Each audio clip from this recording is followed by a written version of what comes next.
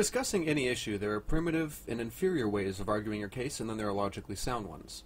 Of those most primitive and dishonest methods, censorship is probably the most despicable. At least that by using logical fallacies and things like that, your opponent's voice can still be heard, but with censorship, that's simply not the case. So with that being said, let me introduce the creationist propaganda machine known as the Discovery Institute. The Discovery Institute is a black hole of stupid, and they're most recognizable by their front man, attacked lemming Casey Luskin. The story basically goes as follows, for those of you who are unfamiliar with it. In the spring of this year, the beacon of journalistic integrity known as Fox News allowed Casey Luskin from the Discovery Institute to do an 8-minute hit piece on science and on evolution. He had no opponent on the broadcast to point out his many flaws, only the host who basically echoed his every point. Now, because Fox was ready to abandon the opposing point of view, also known as reality, I took it upon myself to set the record straight and make a video exposing exactly what had happened. That video can be found here. Then, a funny thing happened. On June 11th of 2009, the Discovery Institute filed a DMCA takedown notice on my video to have it removed from YouTube and made unviewable. In effect, they censored me for disagreeing with them. But there are several problems with this. First is that the Discovery Institute didn't even own the rights to the broadcast. Fox News did. Secondly, in the DMCA, there's a section titled Fair Use, which outlines the exceptions to copyright law. Some of those exceptions are if your video is non-profit, if it's educational, or if it's what's called comment and criticism. Because my video fell under 3 exemptions where only 1 is needed, it's unambiguously fair use and legal for me to use. Now, I pointed out all of this in a follow-up video which can be found here, and in the video description. Now, the Discovery Institute immediately went on the defensive, claiming that no one knew what they were talking about, and that the Discovery Institute didn't file the claim on behalf of Fox. Ironically, for the first time in the history of the Discovery Institute, they were actually telling the truth, and nobody had any clue exactly how obscene their actions really were.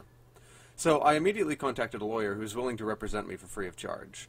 He advised me to get a hold of the DI's takedown notice, which is the claim that the Discovery Institute has to file, under penalty of perjury, that they believe my video was a copyright violation and legally needed to be taken down. Now, when we saw their claim, it was literally hysterical. Attached is an unaltered version of the document, which can be downloaded and shared via the video description.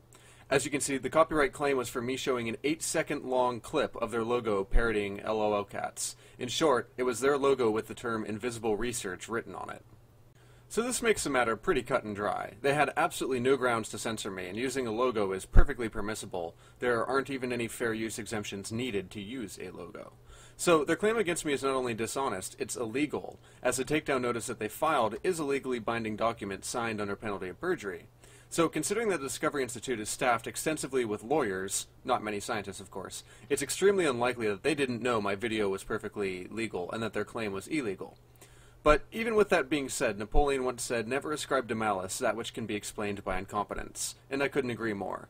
In other words, when somebody does something that can only be explained by them being an idiot or by deliberately wrongdoing, it's far more likely that the person's just stupid and meant no harm. So then the question becomes, is that the case here? Did the Discovery Institute know that their actions were illegal and do them anyways simply to censor me? Or are they truly that incompetent and really thought showing a logo in a video on YouTube was a copyright violation? So how could we tell the difference? Easily. If the Discovery Institute thought that showing a logo without permission on a YouTube video was illegal, certainly they'd never do it on one of their own YouTube videos, would they? Well, here are the first few seconds from a clip of one of their own videos on YouTube. Here's the image used in the video, paired with PBS's actual logo. Pretty close, wouldn't you say? See, if the Discovery Institute really thought using logos violated copyright law, they surely wouldn't use logos in their own videos. After all, that would be, according to them, theft of intellectual property and illegal.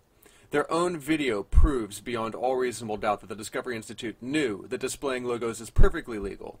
They simply wanted to censor the opposition and chose to illegally file a copyright claim against me to do so, knowing full well they had no right to do so. And here we are, pretty much. I mean, the board is set and the pieces are moving. In the meantime, there are things that you guys can do to help. Basically, share this video and the takedown notice. Send it to your friends, and if you have a popular blog, like, say, PZ Myers, please post this video so that the word gets out and the Discovery Institute thinks twice before censoring others. Censorship is never a valid form of argument. It's used by the pathetic and the weak who know that they cannot win a fair fight. If your videos have been victimized by creationist organizations, read a paragraph or two of U.S. copyright law, and if your video falls clearly under fair use, fight to have it reinstated by having a counter notice. Thanks again as always for your time, guys.